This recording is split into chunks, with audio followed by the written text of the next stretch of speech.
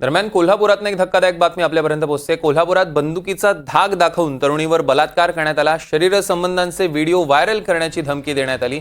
2018 पासून बलात्कार केल्याची तरुणीनं फिर्याद दिलेली आहे। सचिन जाधववर शाहूपुरी पोलिसात गुन्हा दाखल झाला। या क्षणाची एक मोठी आणि महत्त्वाची बातमी आपण बघतोय। कोल्हापुरात बंदुकीचा धाक दाखवून तरुणीवर बलात्कार करण्यात आला। विशाल पुजारी आपले प्रतिनिधी आपल्यासोबत फोनलाईन वरून जोडले गेले। विशाल, नेमकं काय घडतंय कोल्हापुरात?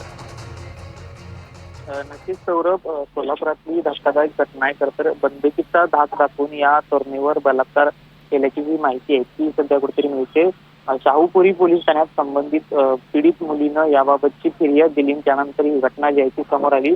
2018 पासून वेगवेगळ्या ठिकाणी हा बलात्कार केल्याची फिर्याद जी आहे ती या तरुणीनं दिलेली आहे। लक्षतीर्थ वसाहत येथील विश्वजित जाधव या तरुणावर हा गुन्हा जो आहे तपसच्या गुन्हा नोंद झालेला आहे।